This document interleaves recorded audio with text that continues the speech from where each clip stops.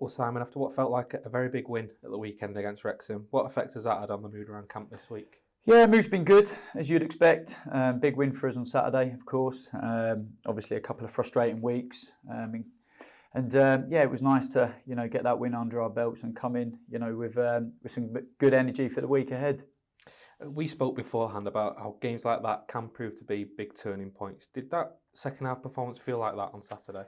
Yeah, I think, I'm certainly not going to get too carried away with it. I feel as though, some of the games we've had, your Grimsby game, the first half, Halifax, although we weren't firing, we were unlucky to, not come out then fine margins turning our way. And on Saturday, we worked very, very hard to turn the margins our way. So, yeah, I can see how there can be turning points, and it's certainly a great thing to build upon, that's for sure. Just looking at how you set up against Wrexham, you did tweak the formation slightly for that game, more of a 3-4-3 with Alex, Ben and Paddy up front. Was that a case of what you thought would work well specifically against Wrexham, or something that could work well going forward? Yeah, a little bit of both, really. I think, when you change systems ever so slightly, 3-5-2, 3-4-3, they can be quite subtle things, and the change of formation can sound a little bit more drastic when you actually name it, but it's probably largely subtle changes, really. So yeah, I think it suited the personnel on the day. Obviously, the way we analysed Wrexham, we felt there'd be one or two problems we could give them with that front three, a bit of speed in behind, or perhaps picking up pockets, and of course having to be resolute and defend well too. So I think the balance of the team gave us, overall the options we needed on the day.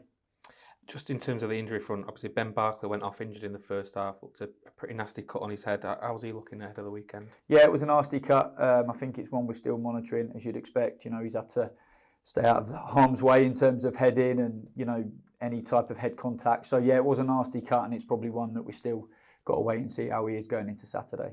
You spoke last week about wanting to bring in new players to the squad, and you've had that this week in Ollie Crankshaw. You said in your quotes that he's a player that you've watched for a while now. So what qualities of his made you decide to bring him in? Yeah, I think Ollie's got a really ambitious attacking mind. I think his thoughts are always, what can he make happen? Most important of all, what stood out to me with Ollie all the way through is he's a willing worker. But he has got that creative element to his game. So, in terms of us adding our attacking options and, a slightly different type of winger to the mix, we're really pleased with what business we've been able to do with Ollie, and I'm sure he's going to be one that the supporters are looking forward to see. Yeah, in the past, you've talked about needing the right personnel available in order to try different shapes, different formations, different tactics. Does Ollie fit into that category in terms of giving you a bit more flexibility? Yeah, I think obviously we need it. When you turn around and you see your bench some weeks, you've got to make sure that you can react to what's ever happening on the pitch. And through misfortune and injury, we've probably been hampered with that over the past couple of weeks. So, the addition of Ollie, of course, adds the healthy pressure of competition that we want in them forward positions and wide areas. But of course, it gives us that balance as well to make sure that we're strong, strong from the bench, and we can react to what's ever happening. And I think the addition of Ollie certainly gives us that, different type of attacking impetus.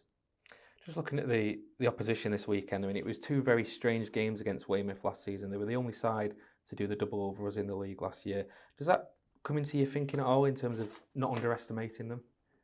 Yeah, well, you certainly can't underestimate anyone, can you? I think the results this week have shown that in the division. So, yeah, I mean, look, last season's last season, and it's gone now. It's a new season, new squads, new teams, new dynamics, supporters back in, away in home stadium. So, I'm not going to lean too heavily on last season's game, but obviously there was information for us to gather. So, certainly know it's going to be a test. I think they've got a group of players that are well versed in what they're doing for them. So, it's certainly a game that we know we're going to have to be, a high level of performance to get something out of.